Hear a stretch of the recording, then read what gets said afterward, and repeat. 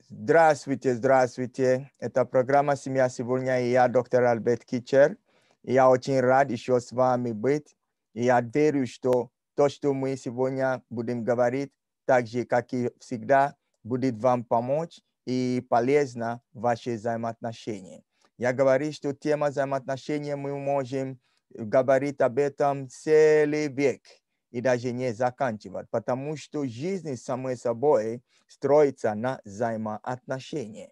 Каждый из нас имеет взаимоотношения на разных уровнях. Если вы только начинаете нас смотреть, я советую, чтобы вы посмотрели все наши клипы, которые были до этого, потому что мы развиваем тему, и иногда что-то можем говорить здесь, которое начало было в предыдущие какие-то серии. Поэтому, пожалуйста, поделитесь этими информациями также с вашими друзьями и распространяйте информацию, чтобы многие могли также видеть и участвовать в этом. Поэтому вопрос сегодня: токсичны ли ваши взаимоотношения? Потому что, когда мы говорим о взаимоотношениях, иногда люди только смотрят на самые лучшие, хорошие стороны.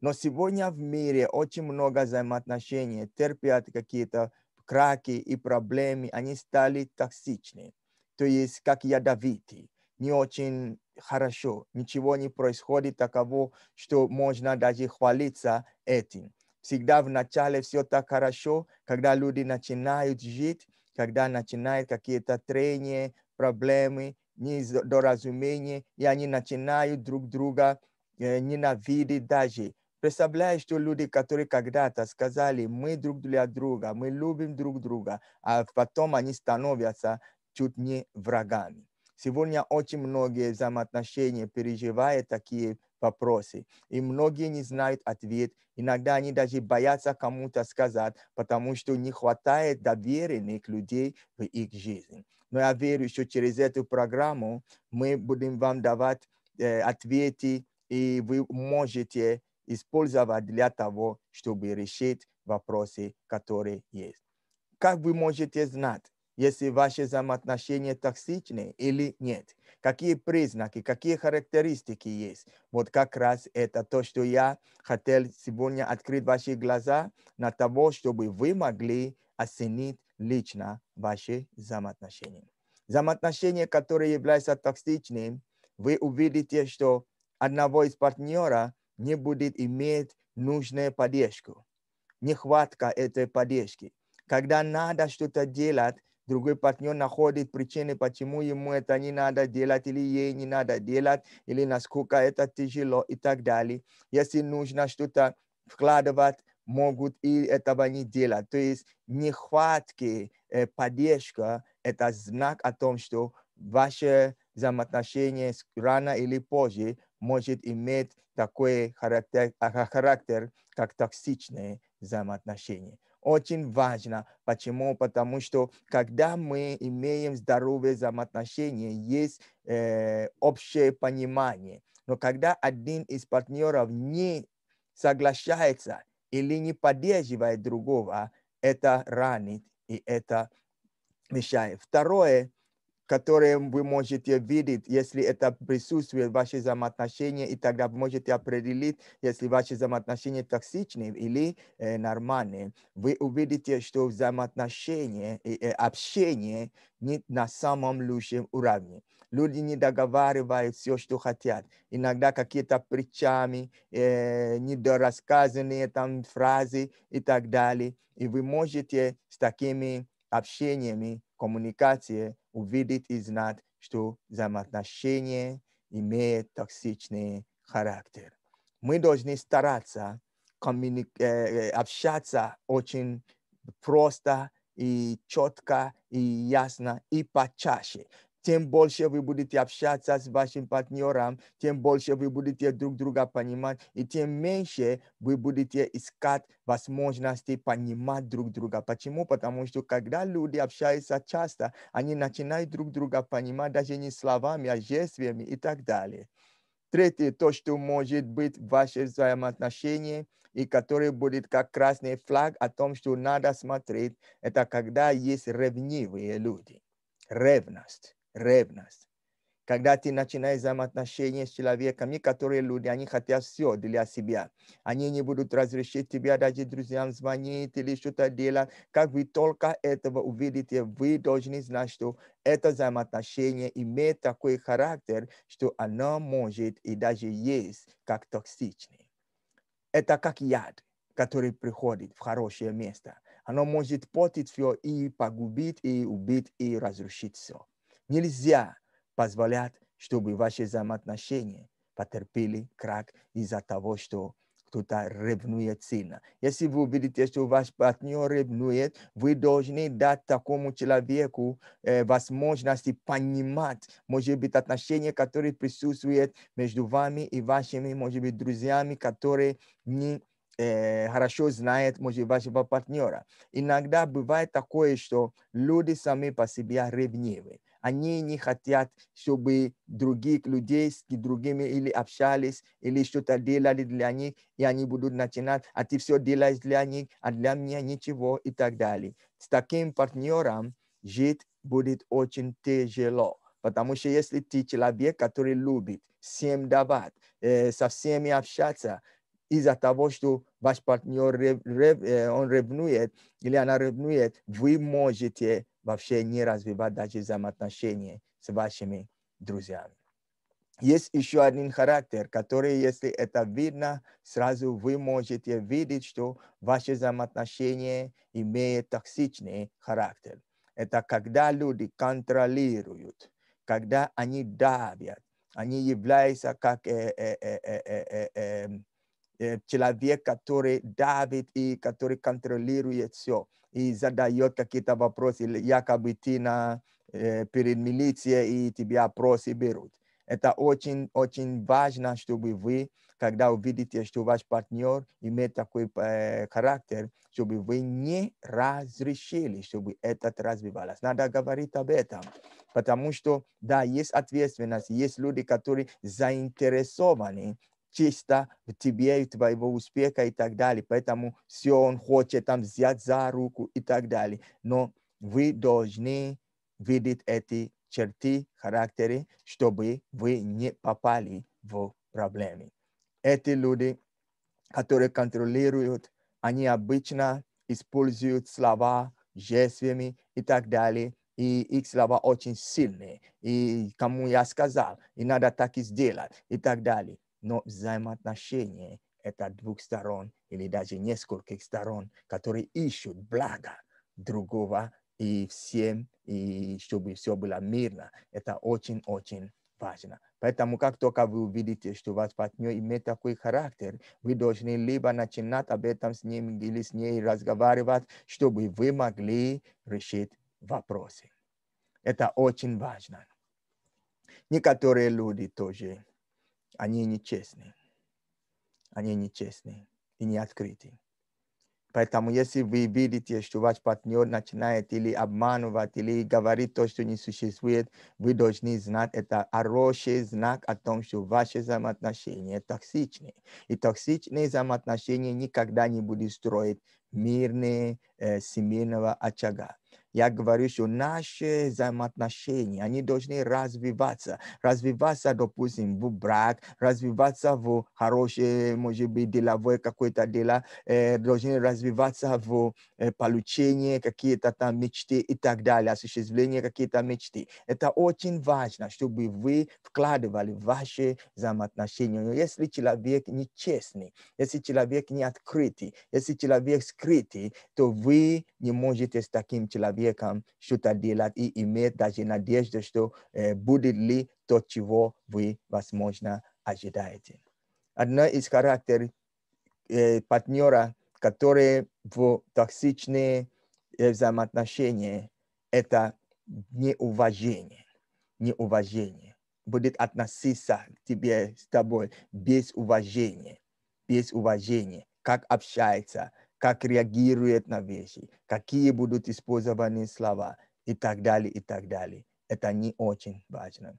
Один вопрос, который во многих взаимоотношениях приносит такие большие проблемы, и иногда, когда они идут, партнеры идут на консультацию, на этом почве всегда есть какие-то вопросы. Это вопрос денег, финансовый подход к делам. Если кто-то скрывает то, что он имеет, и не хочет вложить в взаимоотношения, у него есть какие-то там скрытые или счета, или вещи, которые вообще не хочет, чтобы партнер употреблял или наслаждался этим. Это очень-очень плохо. Поэтому смотрите за тем, как себя ведет ваш партнер по отношению к финансам и так далее. Это очень-очень важно, потому что там, где нет финансов, то не будет приобретения, допустим, материальных вещей, которые также добавляют к тому, чтобы вы были счастливыми.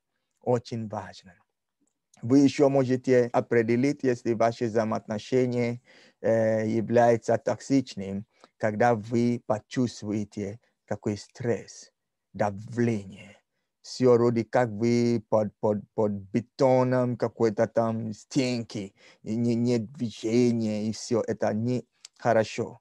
Вы должны сразу же заметить, задавать вопрос. Я всегда говорю, какие-либо не были бы вопросы или вещи, которые вас будут беспокоить, вы должны всегда задавать вопросы. Вы должны всегда спросить у партнера, а я заметил так, я чувствую так. И спросите, может быть, вы неправильно видели, может быть, вы неправильно чувствовали. Но пока вы не будете спросить у вашего партнера, вы будете только находиться с вашими личными мнениями. И находиться с вашими личными мнениями – это очень опасно. Опасно тем, что вы можете принимать какие-то решения, которые потом повредят ваши взаимоотношения. Почему? Потому что вы не задавали вопрос, чтобы знать все и что почем. Поэтому, пожалуйста, как только увидите или почувствуете эти давления и в общении, в отношении, в поведении, вы должны сразу же как вступить к тому, чтобы узнать и, возможно, решить эти вопросы. Это программа «Семья сегодня». Я доктор Альберт Китчер. И мы здесь для того, чтобы поддерживать вас. Мы здесь для того, чтобы с вами подружиться. Мы здесь для того, чтобы дать вам ответы на вопросы, которые встречаемся в нашей жизни. Вы знаете, много из чего, что я вам говорю сегодня, если бы я это знал 15-20 лет тому назад, я, наверное, построил бы мою жизнь совершенно по-другому. Но я хочу вам сказать, и не поздно, почему? Потому что когда я начал понимать эти вещи и начал употреблять их в мои взаимоотношения и с друзьями, и в браке, и с детьми, и так далее, я видел, что даже то, чего я думал, что было потеряно, оно якобы возвращалось. Поэтому я ободряю вас, не будьте эгоистом. Пожалуйста, поделитесь этими информацией с вашими друзьями, нажмите эти кнопки лайки и распространяйте, чтобы многие также могут смотреть на этот канал. Мы здесь для того, чтобы помочь вам. Как я говорю, столько, сколько у нас есть ответов, мы вам дадим всегда. Если чего-то будет как вопрос, и мы не будем знать ответ, мы будем исследовать, мы будем искать. Поэтому мы здесь для того, чтобы помогать вам и поделиться с вами то, что мы имеем. Мы дальше идем, и мы смотрим вопрос, токсичны ли мое взаимоотношение. Каждый должен давать ответ для себя. И вы знаете, как болезни, да, болезни не бывает так, сразу. Человек заболеет, и перед тем, как полностью, допустим, заболеть, будут какие-то симптомы. И поэтому сегодня эти вещи я хотел открывать ваши глаза, чтобы вы заметили, чтобы вы видели, чтобы вы знали. Почему? Потому что если вы не будете знать, тогда, когда эти вопросы будут стоять перед вами, вы не будете знать, что будет делать. Дальше.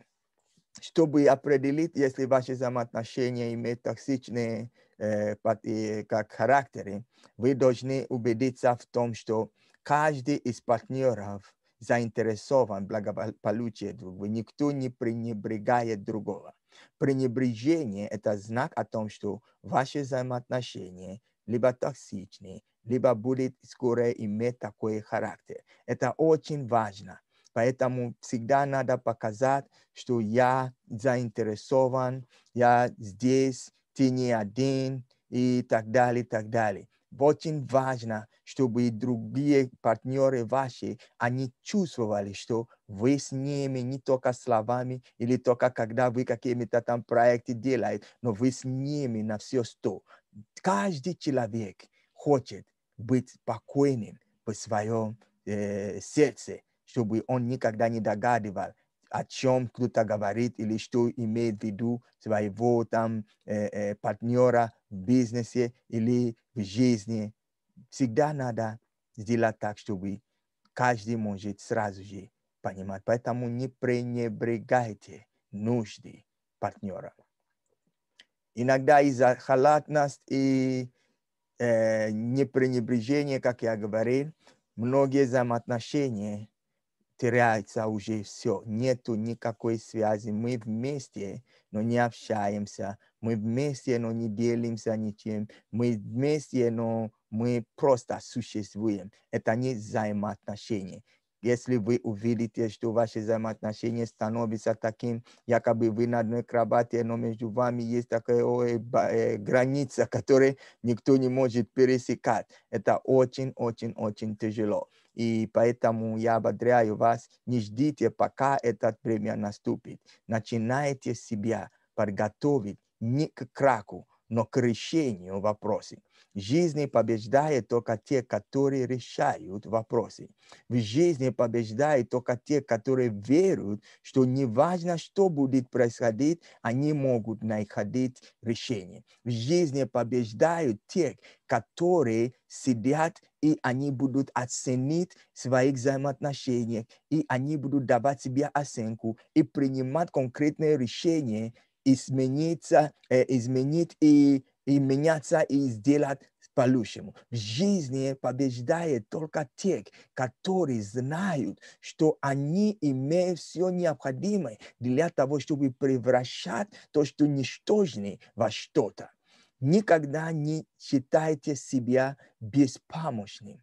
Никогда не думайте, что вы ничего не можете делать. Я хочу ободрить вас, чтобы вы верили и в себе о том, что поскольку вы дышите, поскольку вы здоровы, вы можете менять плохие вещи в хорошие, и вы можете улучшить даже хороших вещей. Никогда не сдавайтесь. Говори себе эти слова, что я все могу. Говори себе эти слова, что ничего невозможного нету у меня. Почему? Потому что у тебя есть возможность. Возможность – это то, что вы можете использовать для того, чтобы менять ситуацию. Если отсутствует общение, вы должны установить этого. Вы знаете, мы работаем на компьютере, да? Иногда вы хотите какое-то дело делать.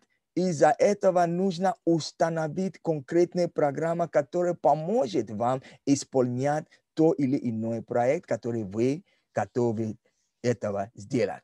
Поэтому ваши взаимоотношения никогда не позволяйте, чтобы оно терялось. Оно не должно теряться. Это не хорошо. Еще есть одна черта, которую я верю, что вы должны знать. Мы продолжим это, потому что список большой, но я хотел, чтобы вы эти вещи знали. Иногда мы сами являемся источником проблемы, халатность и токсичность в наших взаимоотношениях. Когда мы не ухаживаем за собой, когда мы не вкладываем в то, чтобы мы стали лучше. Вы должны оценить себя и знать, что нужно, что нужно делать, чтобы вы поднимались на следующий уровень. Вы не должны оставаться на одном уровне. Вы должны заботиться о том, чтобы даже физически, скажем, вы выглядели хорошо, приятный, как сказать, человек, который другой увидит и говорит: о, это хороший человек. Я не говорю, что хороший человек – это тот, который одет и красиво и так далее. Но иногда мы насколько себя представляем, что люди могут нас путать с кем угодно. вы должны заботиться о себе. Я имею в виду и умственно, умственно и физически вы должны заботиться о себе. Вы должны взять и книги, прочитайте их, ищите ответы. Вы можете этого сделать. Надежда никогда не умирает. Надежда никогда не умирает. Но вы должны превращать надежду в действие. В действие. Я надеюсь, что все будет хорошо. Да, все будет хорошо. Но когда ты хочешь, чтобы все было хорошо, это ты должен определить. Я уже не хочу, я уже не могу, хватит. Я хочу меняться, и вы будете себя взять в руку. Начинайте читать книги, начинайте ходить на какие-то семинары, заинтересуйтесь тем вопросами, которые предстоят перед тобой. Места, где у вас есть трудности, вы должны найти ответы. А каким образом? Когда вы будете общаться с теми, которые успешны в тех вопросах, в которых у вас нет успеха. Если вы увидите какая-то пара, которая очень хорошо, но вам нравится, как они относятся друг к другу, вы с этими людьми должны дружиться и научиться от них, как они решают свои якобы проблемы. Я хочу вам сказать, нету никакой взаимоотношения, где нет проблем. Проблемы бывают везде. Поэтому, если вы ожидаете взаимоотношения, которые без проблем, я хочу вам сказать, проблемы будут, но они должны решиться. Поэтому вы должны себя готовить или подготовить к тому, что как только придет проблемы, я буду их решить. И вы знаете, это крепит, это укрепляет, и это дает взаимоотношения необходимые ингредиенты, которые нужны. Сегодня, если вы заметили, что ваши взаимоотношения токсичны, вы должны начинать уже действовать к тому, чтобы решить. Я думаю, что в следующий раз мы продолжим, потому что есть очень много вещей, которые я хотел вам сказать. И практически я говорю, что это общение, мое общение с вами. Мое общение с вами. И скоро мы перейдем на того уровня, когда мы можем общаться друг с другом. Я сказал, что я приглашу людей, которые будут здесь, которые имеют больше ответов, и они специалисты по то или иной вопрос. Но я верю, что вопросы взаимоотношений – это жизненный вопрос, потому что каждый человек создан для взаимоотношений. Это программа «Семья сегодня». Я доктор Альберт Китчер, и я советую вам, чтобы вы поделились этими информациями с вашими друзьями. И лайкните, пожалуйста, и поделитесь с вашими друзьями. Мы хотим, чтобы вы были частью нашего общения. Если у вас будут какие-то вопросы, если у вас будут какие-то отзывы, или у вас есть даже вклад, что вы можете вкладывать в том, чтобы наша информация еще стала еще лучше, вы всегда пишите, мы будем рады, и ставьте ваши комментарии. Говорите с вашими друзьями. Вы знаете, то, что вы получаете здесь, это очень важно для развития взаимоотношений. И я верю, что когда все взаимоотношения в мире будут на хорошем уровне, мы уже не увидим и болезни, и войны, и так далее, и так далее. Поэтому я ободряю вас поделиться этими информациями. До того, как мы еще увидимся, я надеюсь, что вы будете думать не только о себе, но о жизни в целом и о ваших друзьях и тех взаимоотношениях, которые вы имеете. Я доктор Альберт Китчер, и я прощаюсь с вами. Желаю вам всего самого наилучшего. Пусть ваши дни будут наполнены и решениями, и победами. Я скоро с вами еще увидимся. До свидания и до следующей встречи. Помните, что проблемы есть для того, чтобы их решили. Пока.